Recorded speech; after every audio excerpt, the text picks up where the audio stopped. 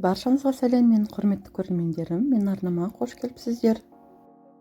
Бүгін шайға кез келген үйде болатын қолжетімді түліктерден сәбіз қосылған кекс дайындаймыз.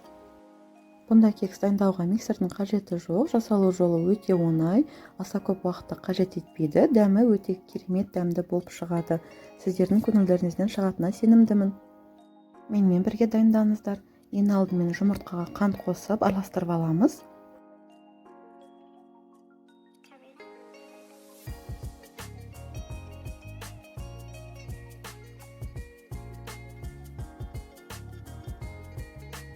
Жұмыртқаға сұйық май қосып араластырамыз. Мен күнбағыс майын қостым, сондай-ақ зәйтүн майын қосуға да болады.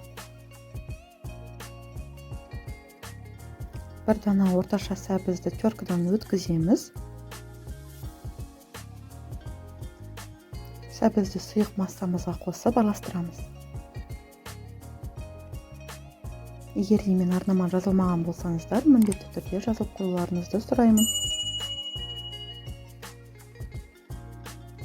Массамызға ұн және разрыхлитель қосып жақсылап араластырамыз.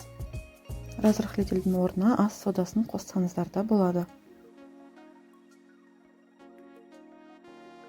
Қалауыңызша бір уыс жаңғақ және бір уыс мейіз қосып араластырамыз. Әрине қосу міндетті емес, онсыз да кексіміз дәмді болып шығады.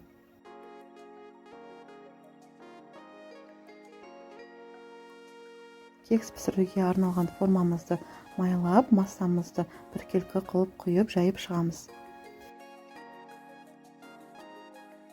Кексті алдын ала 180 градусқа қыздырылған пеште 45 минут уақыттай пісіреміз.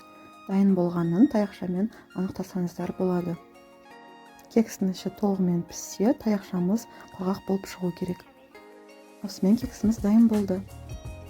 Көріп тұрғандарыңызда кекстің түс келбеті тәбет ашарлықтай тартымды болып шығады. Міндетті түрде дайындап көріңіздер, лайк басып, комментарий қалдырып кетіңіздер. Астарыңыз дәмді болсын.